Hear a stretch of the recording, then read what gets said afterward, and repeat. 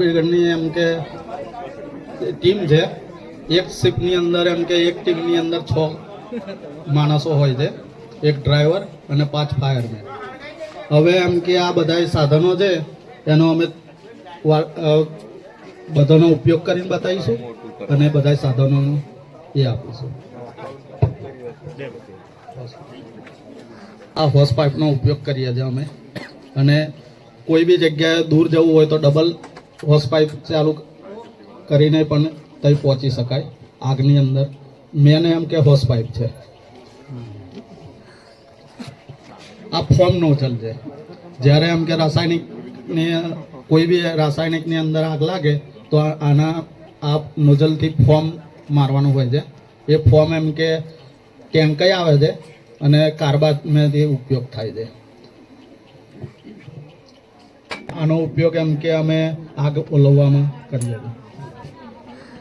કોઈ બી જગ્યાએ એમ કે ગોડાઉનની અંદર હોય કે કોઈ બી જગ્યાએ ગોડાઉનની અંદર આગ લાગી હોય અને ધુમાડો વધારે હોય અને માણસ અંદર જઈ ના શકે તો દિવાલનું કાનું પાડી કે પછી એમ કે ઢાબુ તોડીને આ નોઝલ અંદર ઉતારી દઈએ અને પછી એમ કે કોઈ બી જાતનું ચાલુ ફાયર ફાઈટર ચાલુ કરી દઈએ તો એની જાતે એમ કે બધી જગ્યાએ આગ ઓલવી જાય. કોઈ બી દિવસ આગ લાગી અને સામે એમ કે આગ આવતી હોય તો એમ કે પોતાનું રક્ષણ કરવા માટે આ સ્પેશિયલ નોઝલ છે, છત્રી ટાઈપ છે, અમને બતાવીશું. માણસ એમ કે ડૂબી ગયો હોય અને એને બહાર કાઢવા માટે એમ કે આ રિંગનો ઉપયોગ કરવામાં આવે છે. કોઈ બી માણસ એમ કે ઓફ થઈ ગયો હોય કે કશું બી થયું હોય તો આપણે ઉપર એમ કે ખેંચી લાવવો હોય તો આ રિંગનો ઉપયોગ થાય છે. પડ્યું હોય કે કશું બી એ હોય અને એમ કે લાકડાનું કોઈ બી સાધન કાપવું હોય તો આ કટરનો ઉપયોગ કરીએ છીએ. આ બોટલ એમ કે પહેલા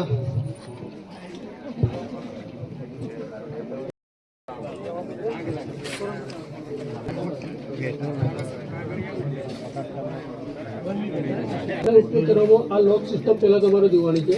એની અંદર પ્લાસ્ટિક લોક જેવું છે. નવો બોટલ હોય તમારી પાસે તો પ્લાસ્ટિક લોક જેવું. એક જ મિનિટ હતું, એકલો જોઈ લો. એકલું ઉતાર દો ખાલી.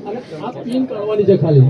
આ પિન કાઢી નાખો એટલે બોટલ ચાલુ થઈ જશે.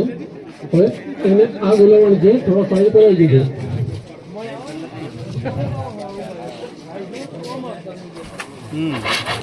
બોલાવી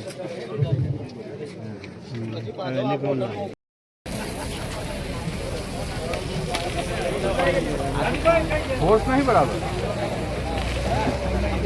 હા હવે આવ્યો ફોર્સ હવે આવ્યો.